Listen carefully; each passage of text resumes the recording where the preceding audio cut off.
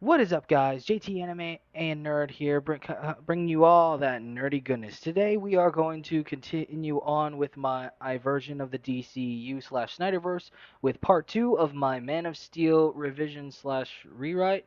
I do want to remind you guys that while pretty much 90% and of this is the exact same movie, exact same story as Man of Steel, there is pretty much such a kind of major change that is meant and to replace another scene mainly involving the inclusion of Jimmy Olsen and Lucy Lane. And so, with that explained, and without further ado, let's get into the revision. Lois and Jimmy begin to search for clues however they can about Clark's whereabouts, even going to Clark's mother Martha for answers. Lois and Jimmy would eventually meet Clark at the Smallville cemetery. Clark then explains to Lois how his father Jonathan kept telling him that the world would reject him if he revealed himself too soon. Through a flashback, Clark explains the story of when he last saw his father, who he had an argument with, before a tornado came in and threatened the lives of everyone on the highway. Jonathan risked his life to save their family dog, and as the tornado was getting closer, Clark was about to attempt to rescue him. However, Jonathan signaled Clark not to save him, believing that it was too early for anyone to know about who he truly was, and so sacrificed himself to ensure his son's safety and future. In the present, Clark explained that he let his father die because he trusted his father's belief that the world wasn't ready to know about him yet, making Lois and Jimmy think for a moment. Back at the Daily Planet, Perry lectures Lois about letting one of her sources leak her story online, but Lois states that she's done chasing the story, surprising Perry. Despite that, Perry punishes Lois by docking her pay for 2 weeks. He, however, exerts that he believes that she did see something, but thinks she's doing the right thing by dropping it, worried with how the public would react to someone like Clark being out there or in the world somewhere. Clark returns home, greeting his mom and telling her about Lois and Jimmy, as well as what he discovered about himself, his parents, his planet, and his people. Martha expressed on how she was worried the world would take him away from her, but he expresses that that'll never happen. Meanwhile, a man named General Swanwick meets with Dr. Emil Hamilton, learning that an unidentified alien ship is hovering over the planet, looking to make a dramatic entrance. As the news reports the sightings of the spaceship, a message from the ship then takes over the airwaves all over Earth. The messenger was General Zod of Krypton, telling the world of the existence of Clark, but still not knowing his identity. General Zod warns humanity to surrender to Clark in exchange for Earth's safety, giving Clark 24 hours to surrender or watch the Earth suffer for his secret. With her source revealing her name to the news involving Clark, Lois is taken by the FBI as a result. Meanwhile, Clark is sitting on a bench, struggling what to do. Clark then has a flashback of a bully attempting to force him to fight, but to no avail. Pete Ross is the only one who helps Clark off the ground, proving that he can inspire people to be good. Clark expresses to his dad that he wanted to fight back, but Jonathan tells him that one day he's gonna kind of person who's gonna change the world. Suddenly pulling up in his car, next to Clark, Jimmy Olsen arrives, telling Clark he looks like he could use a friend at the moment and invites him to his newly bought home in Smallville, to which Clark wholeheartedly agrees. On the way to Jimmy's house, Clark expresses an apology for all the trouble he's putting him and pretty much the whole world in just due to being here. However, Jimmy holds no blame toward Clark, stating that the only thing Clark is guilty of is trying to live his life, which is not something to be sorry for. If anything, no matter what you are or where you come from, you should be able to live your life to the fullest.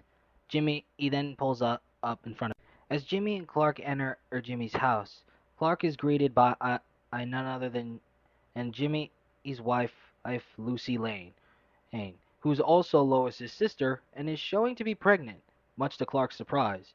Jimmy then jokingly asks Clark how he even thinks he got a job with Lois in the first place as her intern. also stating that if he can get the reporter job, he can provide for the new addition to his family. Despite the impending threat, Clark, Jimmy, and Lucy all have an incredible and fun dinner, showing how even in the darkest of times, and even though they believe it might be their last moments on Earth, they spend their day as best as they can as a family, proving to Clark that while humanity may be flawed, it's capable of growth and learning from their experiences.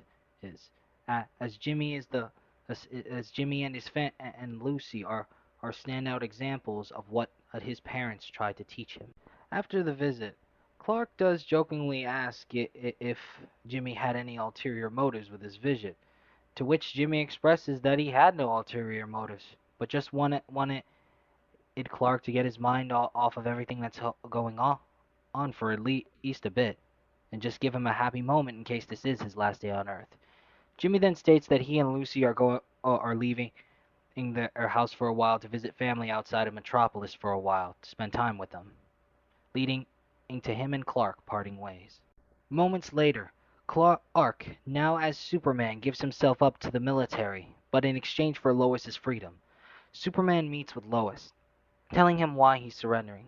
Superman is then informed by General Swanwick that he's been ordered to hand Superman over to Zod, to which Clark simply tells him to do what he has to do. Even more moments later, after Clark and Lois say their goodbyes, Zod's ship arrives, with Faora exiting and stating that Zod wants both Clark and Lois, despite that not being part of it. Lois relents, agreeing to go along with them. After leaving on the ship, Clark gives Lois the Kryptonian key to his ship pod, while Faora gives Lois a breathing helmet, as the atmospheric composition within their main ship is not compatible with humans. They arrive at the main ship, meeting General Zod for the first time in person. Clark then feels weak to the atmospheric composition of the ship, causing him to cough blood, with Zod stating that whatever's happening has to run its course before Clark can get better. Within Superman's mind, he sees an image of Zod, who now knows his true identity after probing his mind. Zod then explains to Clark what happened after they were sent to the Phantom Zone, as they finally re-emerged, but Krypton was already destroyed, and it was the destruction that freed them from the Phantom Zone. Zod then explains how they were able to turn the Phantom Projector into a hyperdrive, allowing them to move across the universe as they saw fit. They reached an abandoned outpost, but found what is called a world engine, a device capable of terraforming planets. For 33 years, Zod and his crew waited until Superman triggered a distress beacon on the scout ship in the Arctic, claiming that Clark is the one that led them there. Clark then sees an image of the world engine landing on Earth, with Zod then explaining that Jor-El stole the codex from the Registry of Citizens on Krypton, storing it on the capsule that brought Clark to Earth. Zod then reveals that he plans to revive Krypton on Earth, with the image of the world engine terraforming the planet.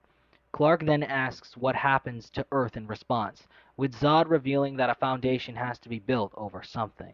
Clark then begins to sink in an image of human skulls on the ground, Clark screaming at Zod in response.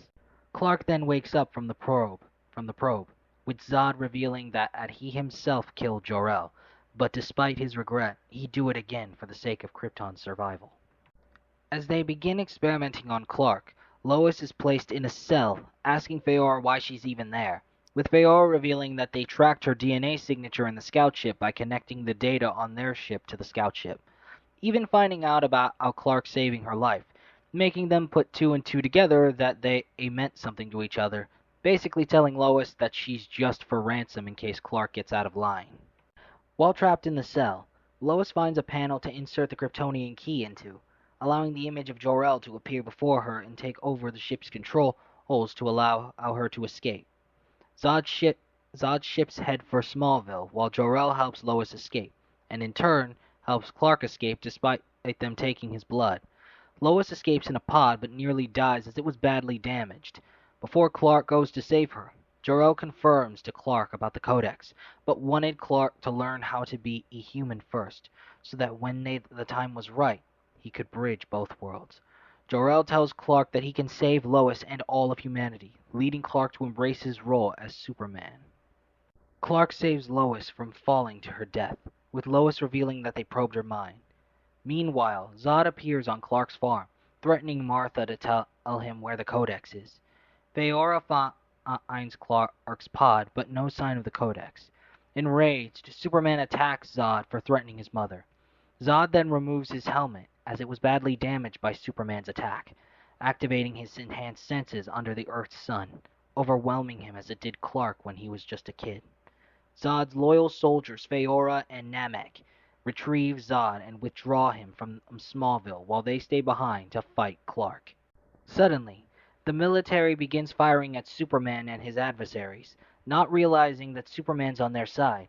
Namek attacks one of the jets, destroying it in the process, while Feora goes to strike the other one, but Superman intervenes, taking the fight to a nearby IHOP.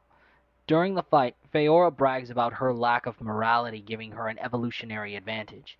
Superman struggles to defeat Feora and Namek, but the two then turn their attention to the military, leading Superman to save them as best as he can. Feora then steers her sight on the soldiers that attack her, killing each of them with ease while Superman fights Namek. Feora gets ready to fight Hardy one-on-one with a blade, claiming that a good death is its own reward. Superman then charges in, saving Hardy from a needless death. Superman then gets hit with a train thrown by Namek, as Superman had hurled him into a train yard earlier. Namek retrieves an unconscious Feora and escapes. Superman then exits the building he was flung into, surrounded by military soldiers that have their guns on him. Despite this, he refuses to fight any of them and walks slowly past them, facing Hardy, who claims that Superman is not their enemy. Clark returns home to find his mother okay, but the house destroyed. Clark confides in his mother about how the Codex can bring his people back, but the Kryptonians have no intention of sharing the world. Lois then arrives, claiming she knows how to stop them. Meanwhile, the scientist that took some Clark's blood, Jack Zur, relays to Zod that he's located the Codex, revealing that the Codex was never in the capsule, but placed within Clark's individual cells by Jor-El. The scientist confirms that to Zod that Clark needn't be alive to have the Codex extracted, and so Zod releases the World Engine upon the Earth.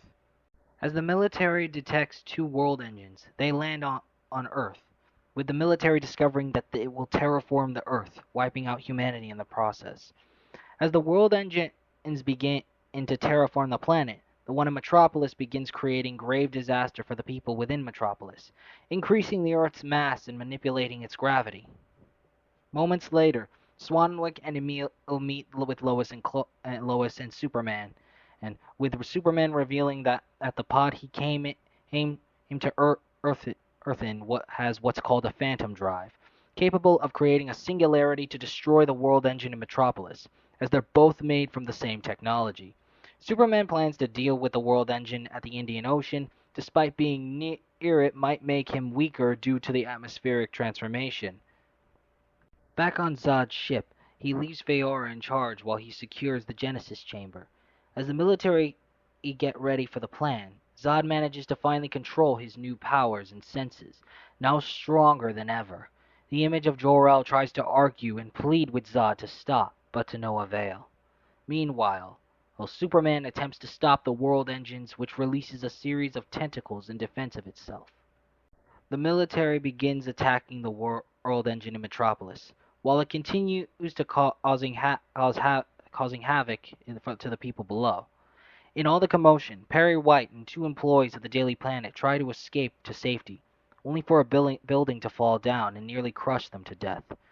Jor-El continues to argue with Zod about coexistence, but the argument ends with Zod telling Jor-El that he will harvest the Codex from Superman's corpse and rebuild Krypton atop his bones before Jor-El's image is terminated. While Superman continues to fight a world engine, Perry attempts to help one of his employees alongside another employee before the gravity beam of the world engine reaches them. Despite the struggle, and as Perry and his employees get ready for their possible deaths, Superman charges upward, finally destroying the first world engine, leading the one in Metropolis to shut down. While the military gets ready to drop the pod on the last world engine, Clark tries to re-energize himself with the sun's light. Noticing their plan, Feora attempts to stop them before they succeed, with Zod flying the ship behind them. However, Superman intervenes, with Zod warning Superman that Krypton will be destroyed if he destroys the ship. With Superman responding that Krypton had its chance, Superman uses his heat vision to destroy Zod's ship, giving Hardy the chance to continue the plan.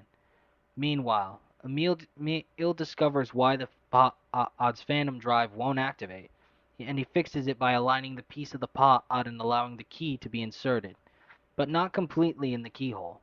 Suddenly, Feora attacks the aircraft, attempting to stop them, leading Hardy to head for the main controls. Feora tries to follow, but does get slightly slowed down by the distraction of killing everyone in her way. Meanwhile, Dr. Emil inserts the key fully into the pod, activating the Phantom Drive. While Hardy makes it to the controls, he tells Feora that a good death is its own reward, sending the aircraft with the Phantom Drive to dive bomb the world engine. The energy of the Phantom Drive throws Lois out of the aircraft, saving her from being sacrificed in the kamikaze that ultimately destroys the world engine, and sends the Kryptonians nearby back to the Phantom Zone. As Lois is falling, Superman then saves her once again, and escapes the implosion of the world engine. Perry and his employees look on as Superman and Lois land, finally having their kiss in relief of the destruction being over with. Lois tells Clark that it's all downhill after the first kiss, but Clark states that it only counts if you're kissing a human. Superman then notices something, and flies down to see Zod on his knees, mourning the Krypton he knew, blaming its death on Clark choosing humanity over Krypton. Zod then explains to Clark that he only exists to protect Krypton, but now his people are no more, something that Superman has taken from him. Enraged, Zod charges at Clark, declaring that he will make humanity suffer, and that in the end, he will make them kneel before Zod. Superman declares Zod a monster, and so finally decides to fight him head on. Throughout all of Metropolis, Superman and Zod continue to fight, allowing Zod to adapt to his new powers and learn how to use his heat vision. Throughout the fight, the collateral damage is great, with buildings around them suffering in the process, as well as possibly many innocent people dying during the fight. Zod declares that there's only one way the fight will end. Either he dies or Zod does. Midway through the fight, Zod claims that he was bred to be a warrior and trained for years to master his senses, removing his armor and embracing the new powers he's attained. The climactic battle continues in midair through Metropolis and space until they crash into a train station, which Jimmy Olsen and his wife Lucy Lane are at in order to visit relatives outside of Metropolis, much to Clark's surprise. Superman tries to hold Zod back, but Zod then states that if Superman loves these people so much, he can mourn for them. Zod then unleashes his heat vision, getting it closer to Jimmy and Lucy, who are screaming in fear as Lois comes down to see the horrific sight of Jimmy and her sister Lucy in danger. Superman pleads with Zod to stop, to which Zod responds never. In the blink of an eye, Superman makes the heartbreaking decision to break Zod's neck and kill him. Lois, Jimmy, and Lucy look on, saddened for Superman, as he had to make the most difficult decision of his life. Superman screams in distress, ashamed at what he's just done. Lois comes down hugging her sister in comfort, and then hugs Superman, comforting him to let him know that he wasn't given a fair choice. Possibly a day later, General Swanwick is driving through the desert with his captain, only to be surprised as a surveillance drone drops in front of him, with Superman appearing, revealing that he did it. After complaining about the drone's cost, Superman tells Swanwick he won't let them find out where he hangs his cape. Superman declares that he's here to help, but it has to be on his terms. Superman then tells Swanwick that he has to convince Washington, but Swanwick asks what makes Superman and think they'll listen, with Superman stating to Swanwick that he'll just have to trust him. After Superman leaves, Swanwick's captain hilariously expresses her attraction to Superman. Clark then meets with his mother Martha at the Smallville cemetery, visiting his father's grave. We then see a flashback of Clark as a little boy playing superhero, with his father watching him, seemingly knowing that being a hero was his future. Back in the present, Clark tells Martha that he'll have to look for a job so he can blend in and keep his ear to the ground, and learn as much information on current dangers as he can to continue his job as a superhero. Back at the Daily Planet, Perry White introduces a new employee to Lois and Jimmy, a man named Clark Kent, with Jimmy and Lois happily welcoming Clark to the Daily Planet, seemingly knowing exactly. In a post-credit scene of the movie, we go back to days earlier when Zod made his announcement to the world. We see a dark cave filled with bats, only to then hear Zod's announcement.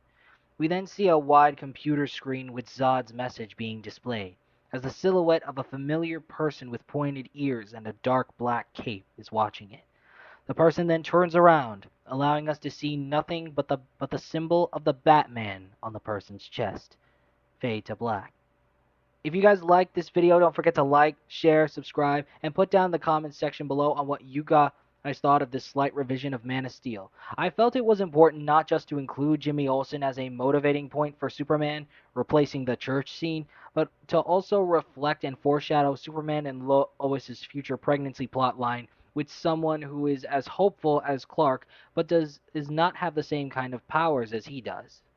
With all that said and done, I'm JT Anime.